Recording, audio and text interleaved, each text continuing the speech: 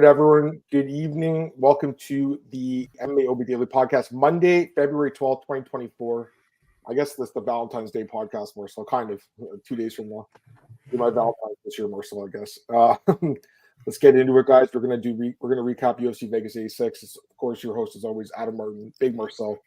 So we're gonna recap the card on this one, and then we'll do the preview for UFC 298 on the next podcast, which is gonna be awesome. So looking forward to that. Marcel, how's everything with you, man? Yeah, man, I'm good. Looking forward to the podcast as always. And how are you doing, man? Not too bad, man. Not too bad. I don't know. Do you watch the Super Bowl? Is that something you guys watch? Or I've watched it. Yeah, I did. Complete. Last night you watched it? Yeah. It took till 5:15 a.m. It was a long game. It was like one of the longest games ever. I thought it was a great game. I mean, I bet on the Chiefs, so I was happy, man. I was really happy. I'll tell you that. Although it was a sweat, my heart rate was like through the roof last night, guys. I had too much money on them, but I'm glad they won. So let's get some comments here. You got Clint, what's up, brother? Was it Cyclops? Yeah, man, it was an amazing Super Bowl, I thought too. Ocon Updates, what's up? Joe, what's up? Craig, what's up? Alex is here. We got the Jinx here. Alex, you want to join us, man? You can if you want. Let me know if you want to join us. Let us know. If not, you can just listen, obviously. Yeah, there's a rumor about this. We'll talk about this in a second when I get Beerch's comment. So, yeah, I know, right, Clint? I guess Ariel put this out in the show today. I don't listen to his show, so I don't know. Here, I'm going to send Alex the link. Or actually, Marcel, can you send it to him? Because I don't think I have him on the sure. thing. Ariel had something on his show today saying that he's hearing that it's going to be Edwards and Hamzat. I don't know. I mean, that's what he's saying. That fight's been – the UFC's tried to book that fight multiple times. It's never happened. But, I mean, it's obviously a good fight. There's no doubt about that if it happens. Man, it's short notice though. Like for anything at this point, it's and also like he's moving back down in weight, right? Like he went to middleweight for his last fight against Usman. He did beat Usman by I think it was majority decision, wasn't it? I think majority. Yeah, majority. So it really wasn't even that convincing of a win. He definitely won the fight, but it wasn't like an amazing win that I think you get a title shot off of. So I'm a little surprised about this rumor. They must be just getting desperate at this point, Marcel. Have you heard anything? Is this the first time you've heard of this? I did see it on Twitter today. I actually thought that they were going to do DDP against Izzy, so I know what's all up there. But, man, let's be honest, man. It's kind of horrible if they do Edwards comes out. I think Bilal is much more deserving. Although they don't want it, obviously, because they don't like Bilal. It's pretty obvious by now. You know, if they do Edwards comes out, they don't like Bilal.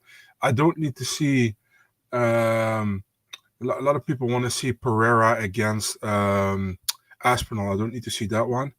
Yeah, we'll see, man. I don't know, man. Let's be honest, it kind of fucked up, man. I mean, why didn't they lock in the main event for 300 like a month ago? You know what I mean? Before they stacked all those other cards. I'm completely with you on this one. Like, I don't get it really. It's the biggest card of the year, and they don't really have a main event for it yet. And like, they fucking asked John Jones 3 days ago if he wanted. Is that true? Is that true? John Jones said they asked him why would he say that. They asked him if it wasn't true. You know. I agree. I saw Chael Sonnen thing today. He said that John's not telling the truth about it. There's Alex. We got the Jinx here. What's up, brother? How you doing, man? What's cracking, guys? Just chilling, man. How are you? Good, Alex. I think it was your birthday recently too. So happy birthday, buddy! And I appreciate it. 10 years of sobriety, or is that 10 years or 12 years? 12 years.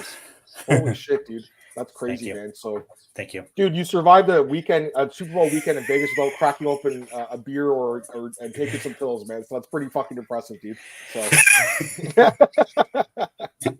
good for you, brother. I appreciate you, man.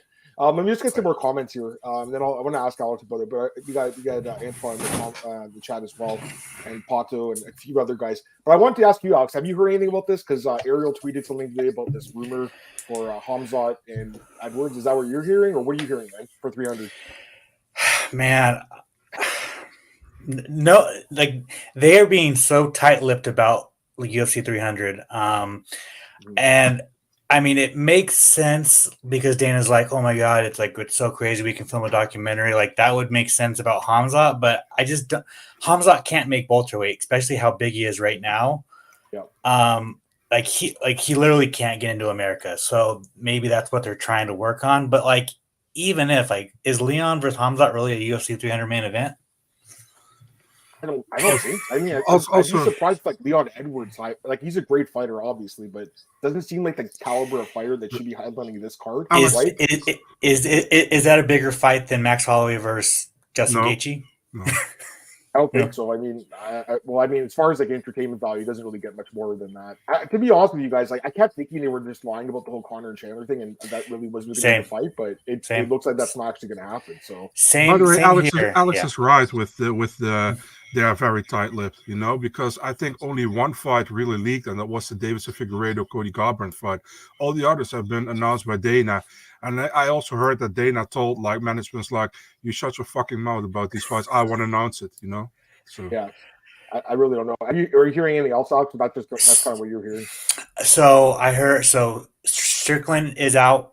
Hamza is out. So I was hearing DDP versus Izzy, but then also I was hearing Izzy's not going to be ready until International Fight Week because he's just had some stem cells. He's recovering, but a UFC 300 payday, I'm sure he'd be like, well, I mean, I'm hurt, but I can fight, So Right. I think that's the only logical thing. Alex is fighting Jamal 301, so Alex is out. Is Tom Aspinall going to headline UFC 300 by defending his interim title? That doesn't really make sense. So, like, they're running out of options. I honestly thought they were going to pull Conor to main event it, but it looks like they're going to ice him until maybe he headlines the Spear for Noche. Oh, really? That's what you're thinking, right? That'd be pretty cool. Although, have you been to the Spear, Alex? Like, you're in Vegas. Have you been there? Yeah, I did. I went and saw U2, even though I'm not really a U2 fan. I got him. Man, it's something. It's something very fucking cool, and I highly recommend if you just go to the Spear and just kind of appreciate it because it's something cool. Where would you say? Because I heard that like the upper decks are like the escalators are so steep or something. I was hearing about that. Yes, so I mean, like, it's very steep, and it's going to be very interesting because the Spear employees don't let the upper deck stand up to enjoy it because it's so steep. So how are they going to do that with drunk fans watching UFC fight that high up? Like, it's going to be I have no fucking idea. I mean, we'll see. You know what? Like, I just think the Spear thing's so big that I'm surprised that they want to do that Noche card there. I'm not like, that's obviously a big card, but to me, it just seems like you'd want to do like a Conor card or something like that, right? Like, I'm a little surprised they're going to do what, Valentina and Grasso as the main event. It doesn't really make sense to me. I don't know. I don't know. I mean, if they were smart, they would do Conor McGregor versus Nate Diaz 3 in the Spear. Like, that would be the headliner, but they're gonna pull out all stops for it for sure. That's pay-per-view as well, right? It's not a fight night, so. I would think they would do a pay-per-view. It's on the ESPN website. It's like UFC pay-per-view this year. So good. Okay, cool. Let's get some comments here. Antoine, I shaved the mustache, guys. I had it on for a few months, and it's funny. My daughter was like, "Daddy, did you put your mustache away?" So I put it away for a little while. I shaved it off, Alex, but I'll probably get a beard back soon, man. It doesn't take me long. I'll look like Alex Nurmagomedov or whatever when you had that like huge fucking thing a few months ago. Yeah, I shaved my beard Christmas. I shaved my entire face Christmas Day, and I haven't shaved since. And this is where it's all he takes note of this agenda. Christmas Day, shave beard. Oh God, you gotta give you birthday wishes and shit in the 12 years, Alex, which is pretty impressive. Thank you. I really appreciate it. Giga and Chikad, someone's asking about Giga and Josh Emmett. Nothing, eh? No. I haven't heard of anything. If I was Dana White, hey, what's up, Marcus? He says you would have stripped John Jones and made Aspinall gone. Makes sense to me. But I would have done. Why can't they do Aspinall against the winner of Blades Almeida? They could. That fight's on the prelims now, right? Isn't it? They put that on the prelims. Yeah, they actually did. Yeah. I mean, that fight should be a main event of a fight night card, honestly. I think what they're gonna do, like, if Leon doesn't fight UFC 300, I think it makes sense to put Aspinall and Leon in July for Manchester, right? Like that. Right. Makes sense. They're gonna do 2 pay-per-views in July. Is that what you're hearing? Yeah. I'm not sure. I'm not sure. I know that they were trying to do like another international fight in July. Right. Like I think Australia, so maybe Australia and England, but who knows? this Pereira Hill. I don't think this is confirmed, but Alex knows. No, it's not confirmed. It's not signed, but that's what they want. What do UFC cards feel look like Gladiator Arena background? Maybe. I mean, I've watched the videos of the YouTube. I think I haven't been to the YouTube like you did, but I saw some of the videos. It's pretty fucking cool. It's epic, and dude, for a fucking live sport and for fighting, like it's going to be like Dana White's. Yeah, for sure. Yeah. Dana White's not exaggerating. Like it's going to be one of the best things that everyone's ever going to see, and he's not lying. Like he's going to lose a bunch of money on it. So that makes sure like he probably should put Conor McGregor on it to like try and get some money back for it. I don't think it matters to him anyways, man. Apparently he's making all his money on Power Slap. They just did $300,000 gate apparently for Power Slap. Did you go to Power Slap? You were there, weren't you? Yeah. Of course you were there. Marcel hates it though. I'm not going to talk about it because he's going to get pissed off and leave. By the way, is this the main event for Atlantic City, Manon and Blanchfield? I mean, it makes the most sense, but I think.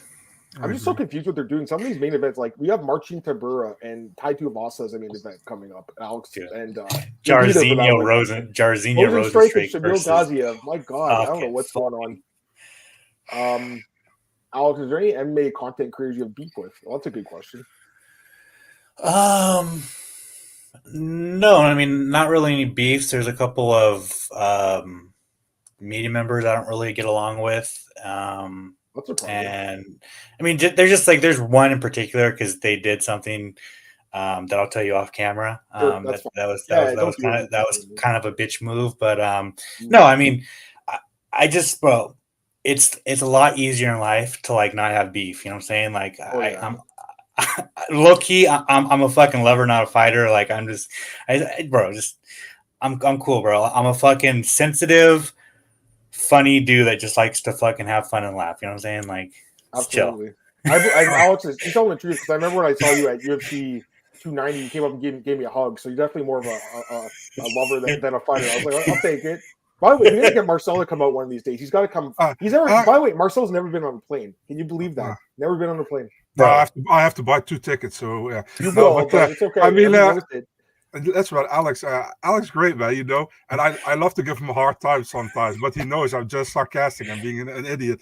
But the thing is, like, there are media members who don't know, and they maybe take it the other way, you know. But I'm always like that, and Alex knows that, so that's fun, and Adam knows it as well. So it's always with a fun thing in the back. Yeah, we like to poke at each other on here. You, Marcel, please come to International Fight Week in June. Just put it on your calendar, dog. Just like, come on, like. I might come. I'll let you know. I'm going to try to come. Is this request coming from you, or did somebody ask you to see me there? Because I feel like Amy really wants to see me in real life, dude. Just kidding.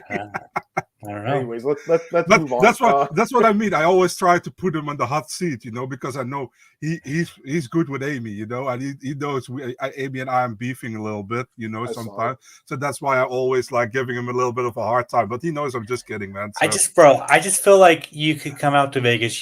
I feel like your outlet would like at least pay for your plane ride to come out, bro. Like, come on.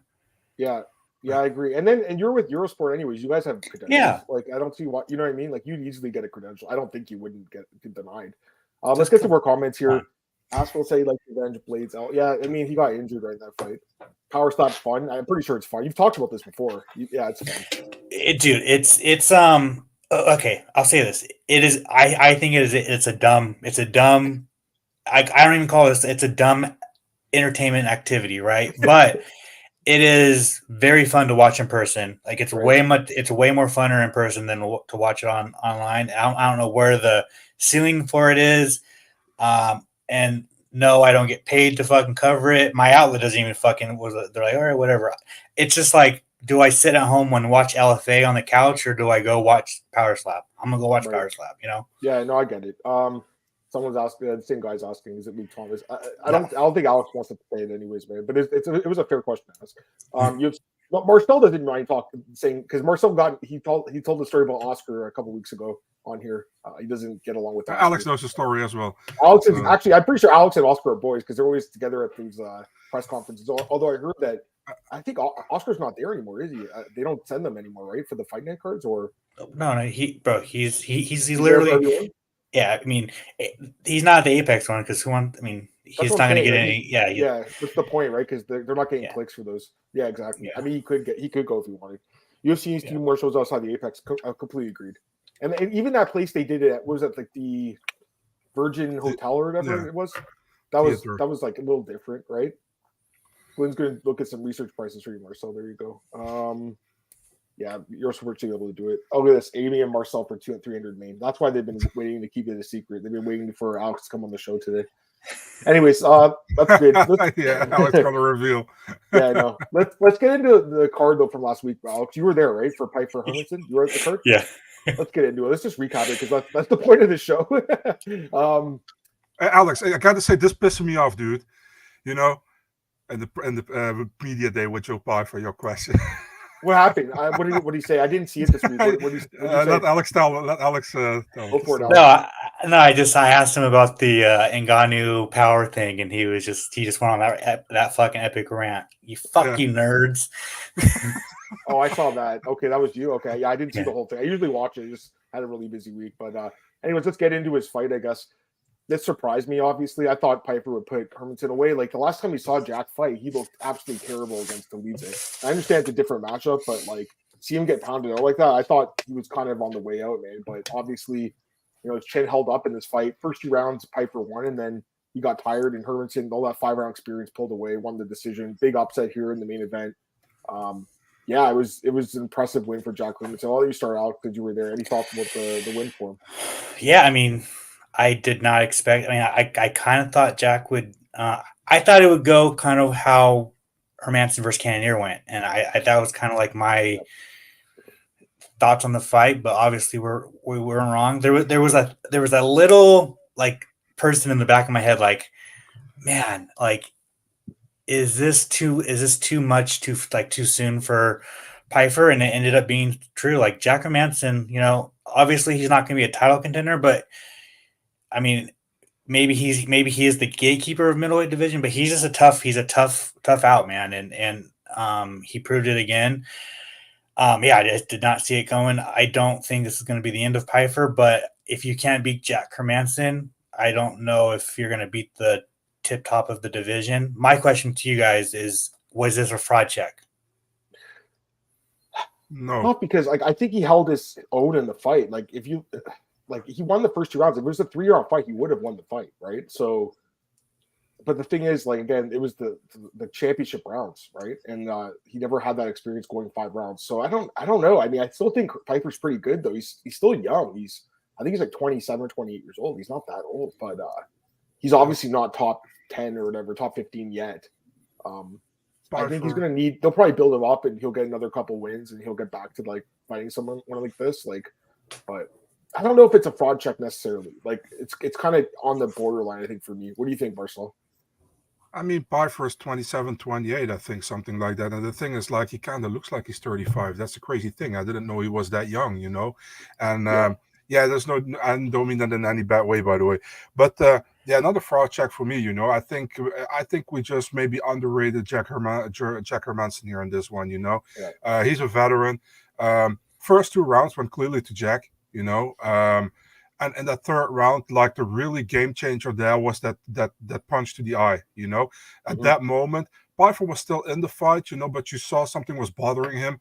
And Jack came more and more in the fight, and he made it 2-2, in my opinion, in the 5th round. It was kind of going back and forth, in my opinion. I thought Hermansson was a little bit better, and then he took him to the ground, and it was over from that moment, So for me, it's like, listen, I think mostly the UFC was big on Pyfer, I think we thought Pyfer was good, but we didn't know where he was standing right now. And this was good. I thought it was a good matchup for him against Hermansson. Not gonna lie, I picked him as well. I think we all 3 picked Pyfer in this fight, and. I mean, I think he did well for the first 2 rounds. And like Adam says, it's a 3-round fight. He wins the fight, but it wasn't. It was a 5 round, so he loses. But a fraud check is for me like if you fight, for example, against somebody and you got completely dominated, and completely you have nothing to bring to the table. That's kind of a fraud check. There wasn't this one. Yeah, I think Pyfer will be back. Yeah. I love to see him, for example, against Gregory Rodriguez. I think that would make sense, or whoever you want to give him. I don't think. Would you give him somebody in top 15? I don't know. Maybe people were saying Chris Curtis, maybe, but I don't think that's. But I think Curtis won his last fight, so he shouldn't fight Pyfer now. I'd rather see him fight the guy he just beat, Marc-Andre Barrio, like someone like that, like another guy. Yeah. And then if he gets that win, he can get another shot. Because, like, again, he wasn't that far away from winning this fight. Like, I agree. The third and fourth round they were somewhat competitive. It's not like he got blown out, so that's why I don't think it's a project. The fifth round, obviously, that was close to a 10-8 round. I mean, that was domination, but. Like the first 2 rounds were Joe, the third and fourth were Jack, and then the fifth was obviously Jack, right? So, gotta ask you. Yeah. So, no hit. I like MMA Junkie, but Junkie scored the first round 10-8 for Joe Pyfer. Did you? Oh, yeah. I didn't see that at all. I think if anything, the fifth round could be, but I didn't get there. I think it's just a clear 48-47. I think. Yeah, for me as well. They got it right. I think it was an easy fight to score, really, wasn't it? Like I think so. So. I think we've spent enough time in this fight, though. Let's get to the co-main event. Dan Ige runs another 50K here, guys, with the brutal one-punch knockout, and then a follow-up punch in the ground, too, which was just absolutely ridiculous on Andre Fili. You were there for this, Alex. You were sitting cage side, right, for this one? My God, what'd you think of this? Nasty, man. It's but this is what Dan Ige does, and I kind of talked to him during the post-fight press conference, like, anyone that's not elite in the division, he's gonna fucking spark. He's done it time and time again. It's just what he does. And then when he gets a super step up in competition, even though I had him beating Bryce Mitchell, that fight was close. Yeah, he's fucking good, man. Tough for Andre Fili, but I mean that's like Fili, every time he gets a step up in competition, he loses, and he's kind of like a win one, lose one, win one, lose one. Yeah, I mean, and they're boys too, so it's hard for these guys to fight, but they do their job. So I mean, you got to respect it. Marcel, who should Ige fight next? Who do you think? Listen, I think the UFC will probably rebook him against Lerone Murphy. Although I think maybe he deserves a fight against Giga, for example. Yeah, but the the thing is, like, Dan Ige, and I don't want to say it in a disrespectful way, and I know he hates it because he said that as well. But for me, this was like gatekeeper top 15 against gatekeeper top 20, pretty much, And Ige is just, listen, Ige loses pretty much to the guys who are really good in the division or the really up-and-coming talents, but he wins against everybody there under there, and he knocks them out, pretty much, So I like that Ige a lot. I think he was more when he came into the UFC. He was more of a ground fighter, and he kind of developed that the knockout and all that kind of stuff. I really like him. I think he's a good guy as well. But I personally like to see him fight Giga. I think he deserves it. But I think the UFC will go with the Lerone Murphy way likely because they maybe still think like if we give him another step up in competition, we see the same thing as last times when he gave that. And with Lerone Murphy, they really want to see where he is. And he's younger, new blood in the division. That's what I think. But I like to see him get this opportunity. For sure. All right, let's go to the next fight here. I mean, there's not much to say about this fight. This should not have been on the main card. Ihor Peteria defeats Robert Wojciech. Decision. It was a bad fight. I thought sloppy fight. Ihor, listen, I'll give him some credit though. He did take the fight really short notice and dropped like 20 extra pounds and almost made weight. Like he was super close. He missed, but I'll at least give him that it was short notice and he dropped a full weight class. And like middleweight to light heavyweight's 20 pounds. So he said he lost like 36 pounds this week. I saw that. That's crazy. So his manager is Ali Abdelaziz, who is not really a friend of this podcast. We'll just say that because of some of the stuff he's done to some other people that are friends of ours. So I just think that the manager screwed him a little bit here because, I mean, in the end, he did win the fight. I get that. But, like, to damage your body like that. And, well, there's another guy in the card, Darius Flowers. We'll talk about him in a few minutes here because he had a bad weight cut, too. But to me, it's like, Alex, they're cutting 36 pounds in a week. That just seems really egregious. And any thoughts? Like, yeah, so I had a little bit of insight on this. According to someone, so Ihor did a few test cuts to make middleweight, and he did it pretty easily. And I guess the UFC PI told him that like he walks around lighter than most middleweights. Like when he was fighting light heavyweight, he was walking around as a middleweight basically. So that's why they cut. Now, to take the fight on short notice, that's another thing. But I think that was part of his deal to probably get a new contract. So that was probably like, if we're going to resign you, you're going to take this fight. I'm guessing that's just kind of banter. But yeah, so good on him. It paid off, even though he's gonna he gave 20% of his purse to the losing fighter. And I thought Burschek I think there was high expectations on him, and he didn't look good at all, really. I kind of feel like he got fraud checked, honestly. Like this guy he's not as good as his record is, obviously.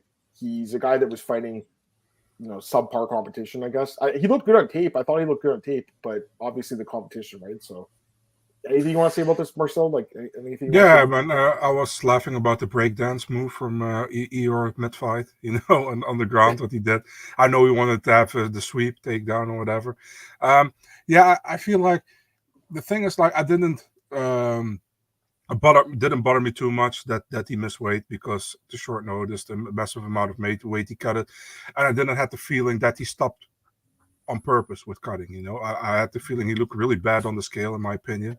I think it was a good win for him. Brichek started well, man, with a good punch, and it kind of staggered Eeyore for a second. But after that, Eeyore took over, and I think he had a good performance. I think for me, this was a better performance even than his Shogun performance, to be really honest, because that was a little bit shorter, and that was his only win in the UFC. I think it was his best performance so far. So, yeah. Good for him, man. Fair enough. Go to the next fight here.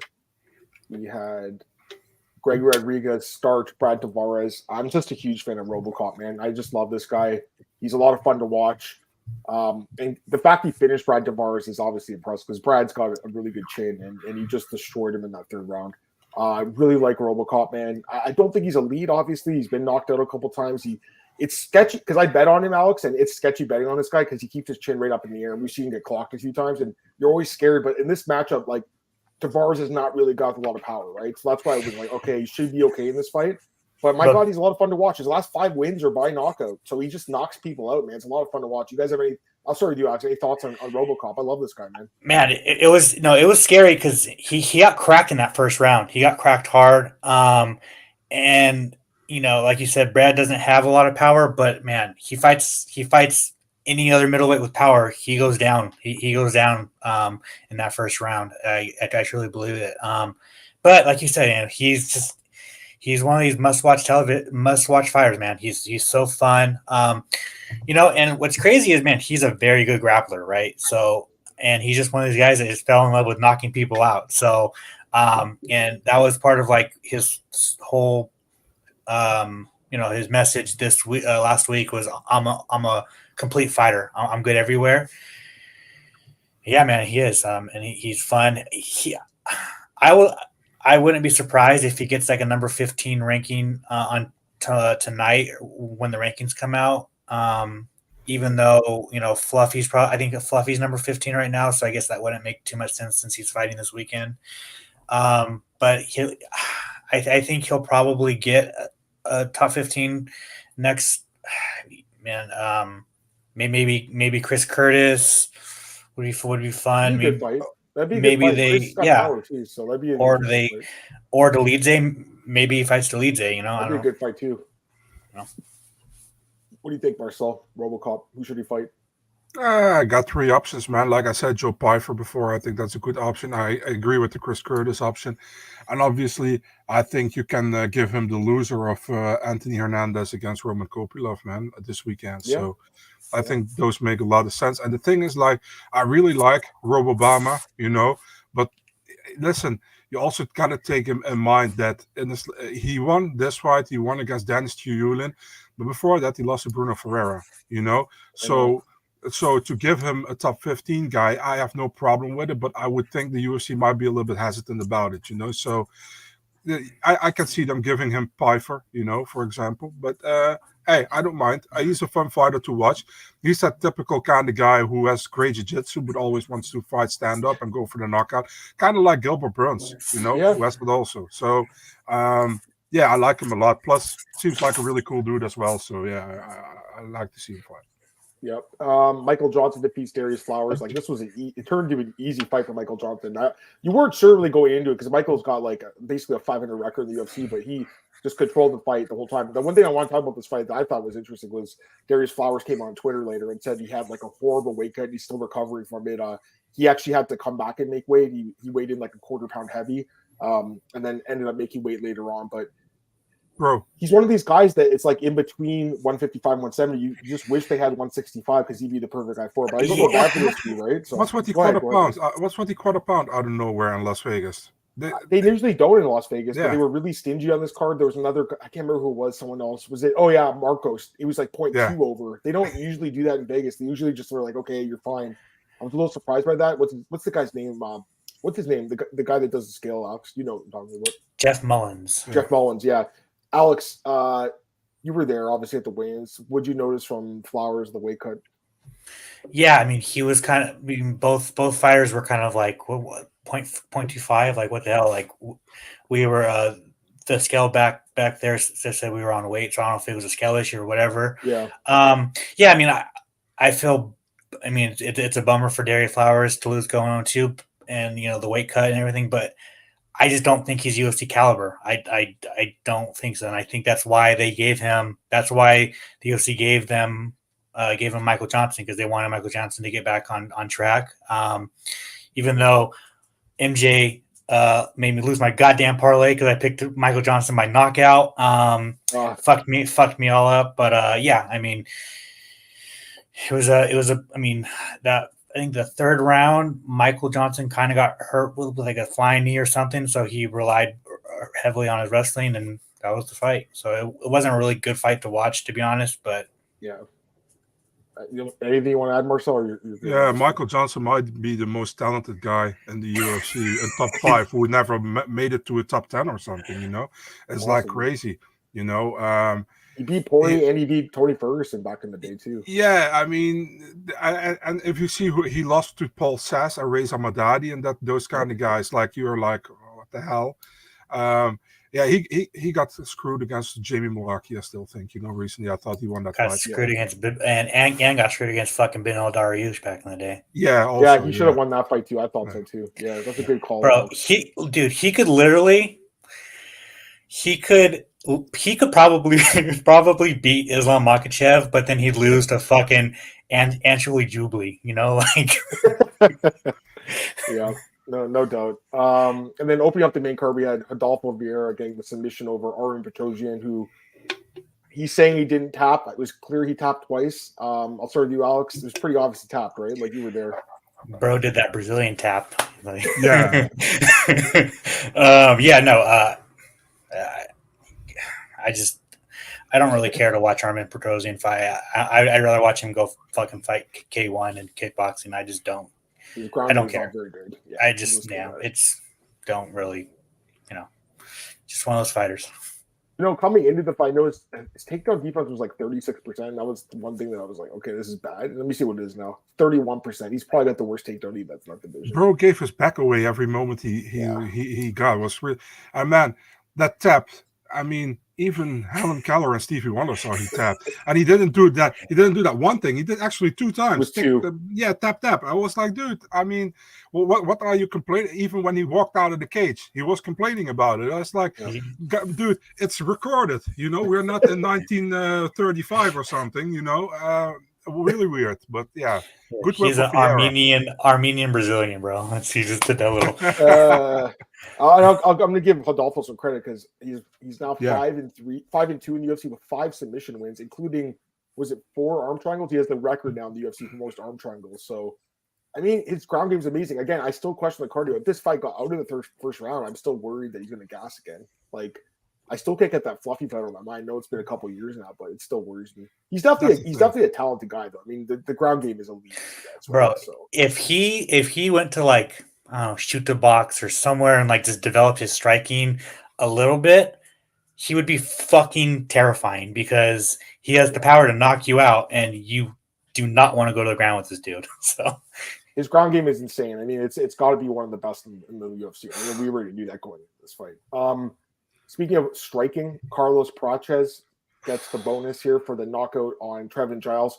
You know, I bet on Prates, and man, he was losing the fight. I was like, shit, he's getting out volume. Giles is looking pretty good here, and then bang, brutal knockout. You were there, Alex, for this one. Flatlined him.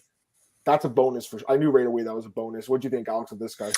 Yeah, I mean, I was very high on this guy. Obviously, being there for his Contender Series fight.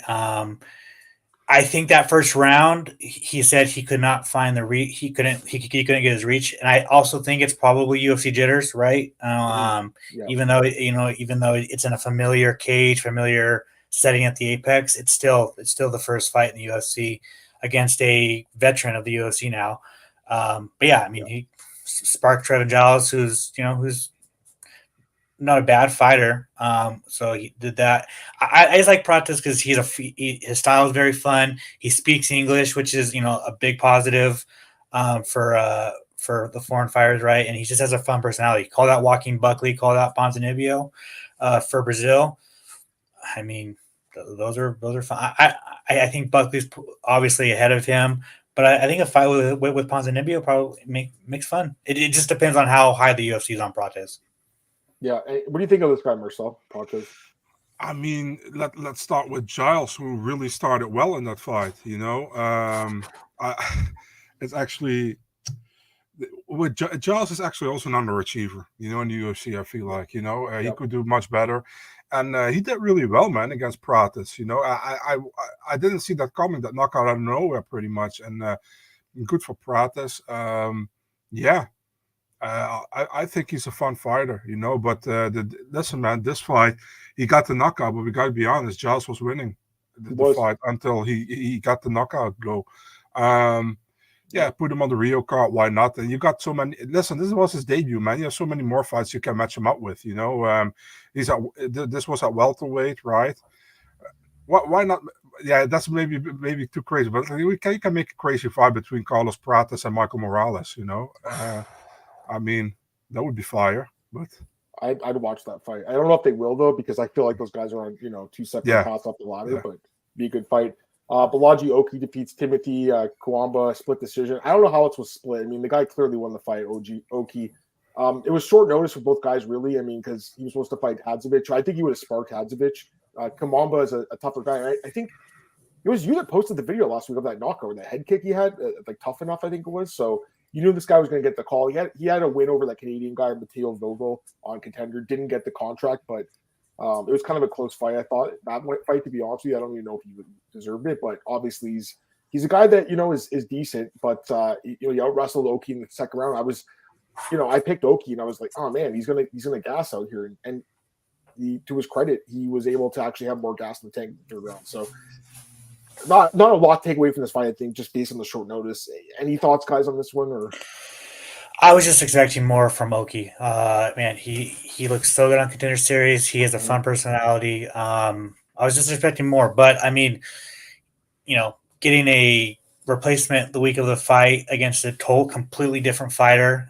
Obviously, he's not going, get a different game plan. And Twilight Timmy is, man, that dude's a savage for taking 2 fights in 8 days, basically, it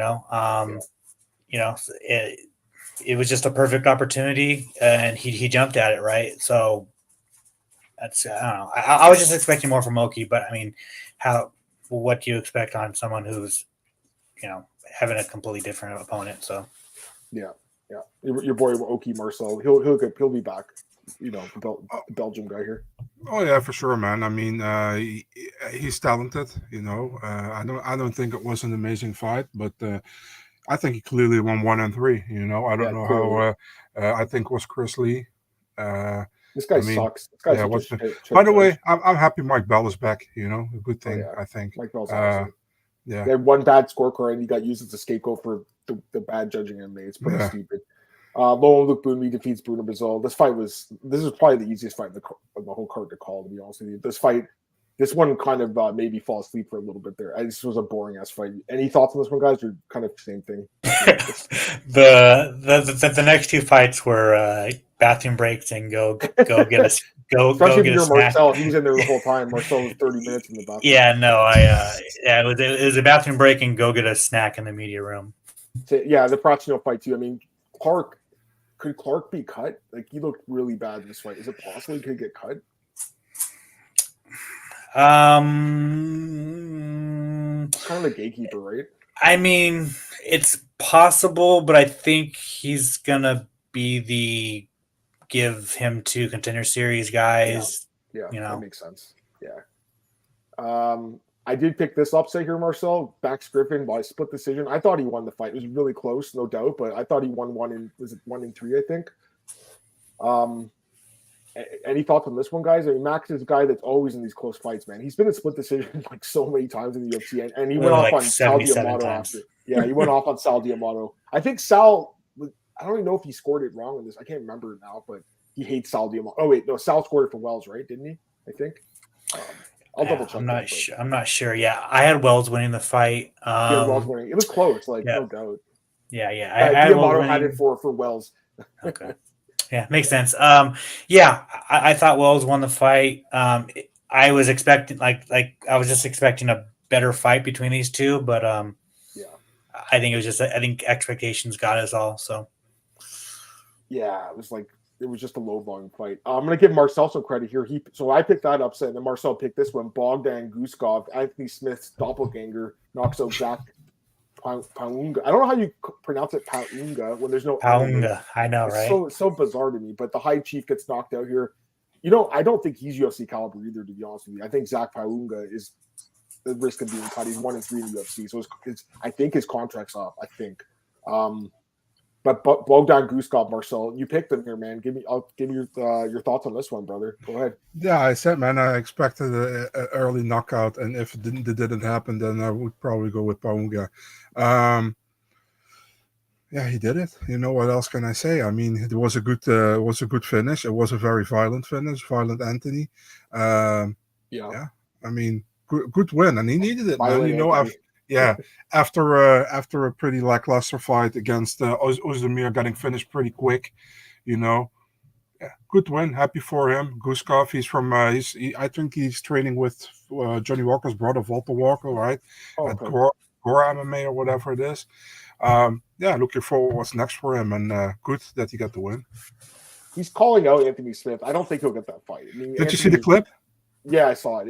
He's a joker. Did you ask him that, Alex? Was it you that asked him or someone else? I can't remember. No, somebody else asked him. He looked. It's like I saw someone post like a before and after picture for like a tattoo parlor. That would be like this guy and Anthony Smith. I mean, he's kind of a fun guy. I liked his post-fight interview. I didn't know he spoke English, to be honest with you, like that well, especially. He gets Volkan in his debut. I mean, that's a hard fight for anyone. Let's be honest. And then he comes in here against Paunga and gets a knockout. I don't really know where he fits in the division, but I mean, this was a nice knockout, dude. I liked it. It was a good knockout, brutal knockout. And then like he does this like primal scream thing at the end. He's screaming. It was awesome, and he got the bonus. And I was happy that he got a bonus because I thought it was worthy. And usually they don't give it to these early prelim guys, and I think they're the guys that need it the most, to be honest with you. So I'm sure this guy can, use the 50K well. Speaking of another guy, he didn't get a bonus, but I thought this was this the fight of the night? Hyder Mill and Fernie Garcia. For this me, fight it was fucking awesome, right? It was a great fight. Hyder Mill gets knocked out second round. I'll start with you, Alex. You were there. It was a great fight, right? Yeah, man. I mean, I've been on the Hyder Mill train for fucking 4 years now. Every time he fights, I would post it.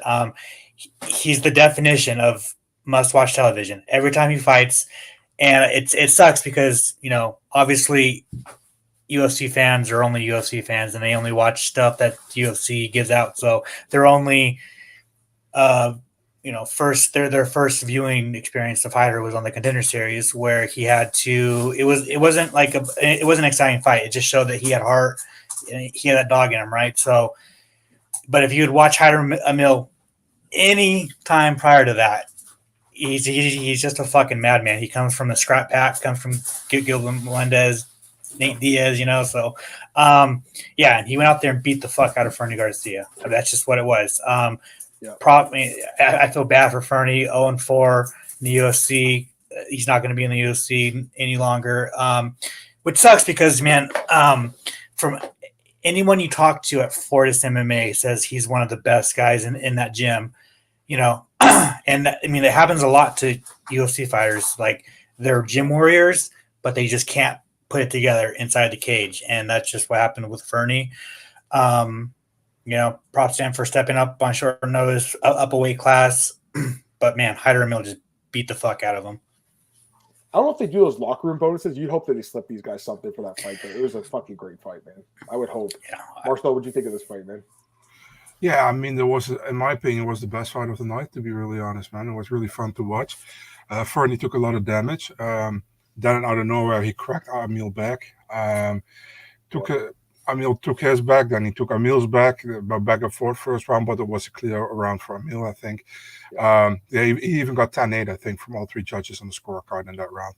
And the second round, he just did really well. It was a really good debut, I think.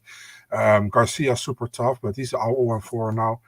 Listen, man, you know I like Fernie Garcia a lot, but I don't think he gets a fifth fight. I hope for him he does, but I don't think so, probably.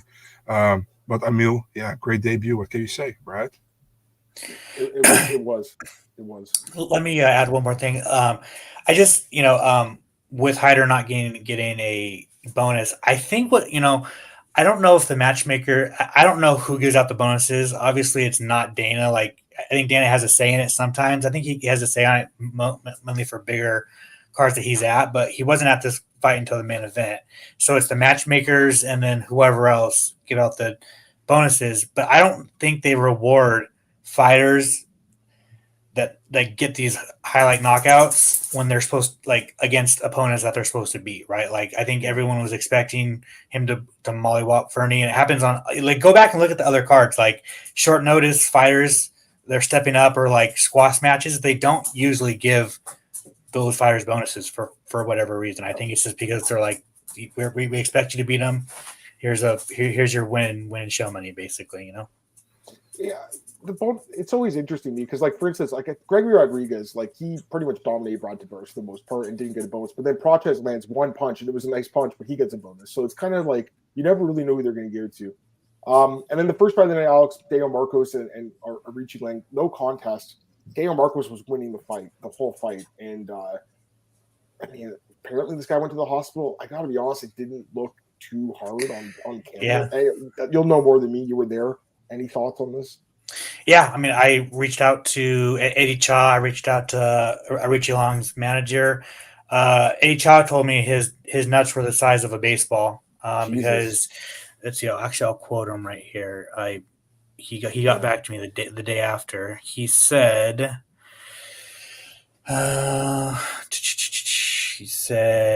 yep, his balls were the size of a baseball. Marcos's toes went underneath his tie cup and pushed it up. Oh, okay. So because it looked like it hit his leg, but if like the camera angle wasn't great, to be honest with you. And it's like, I don't like, there's a lot of people calling this guy a quitter. All right. And he's saying he took the easy way out because he was losing the fight. But I mean, I tend to believe his manager there. Also, this kind of reminds me of, what was that guy's name? Victor Henry. He had that fight. Was it Basharat? Yeah. And same thing happened to him. So one of those things, man. Where's Joe Rogan with the Diamond MMA cups when you need him, dude? He's like, Diamond MMA cup. It's just like, bro, I understand you probably had money on Marcos by finish, or you had money on Marcos money line, whatever. But, like, to call Arichi Lang a quitter when you have no fucking insight on what's happening, and I think if you're a man, you've been kicked in the fucking nuts before. I mean, just amplify that by 10,000. You got kicked in the nuts by a fucking professional athlete. You know what I'm saying? Like, these fucking fans are fucking retarded, dude. They're just entitled fucking bitches. I swear to God, dude. It's just like, oh.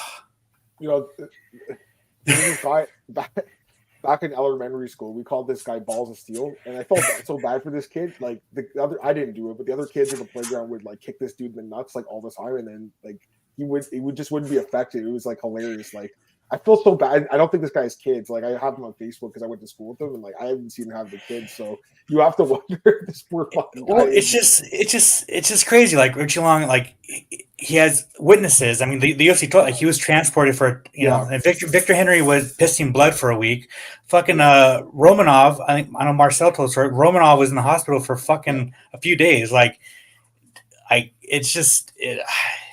bro, you're getting kicked in the nuts by a professional fucking athlete that kicks for a living. You know, like. Jesus. Yeah, especially if it's like the toes up, that kind of makes more sense now. Because like again, it looked like it hit his leg and slid up. But if you see it's like the toes, especially, like I can't even like that sounds really painful to be honest. I wouldn't want toes coming up the bottom of my nuts up the gooch or whatever. Right? That would suck. So that would be pretty shitty. You know, it's baffling to me, bro. Like you guys, like the fans have no fucking idea what they're talking about, but it's because they lost money that they're fucking calling people a quitter. You know, it's just like. Stay in your lane, bro.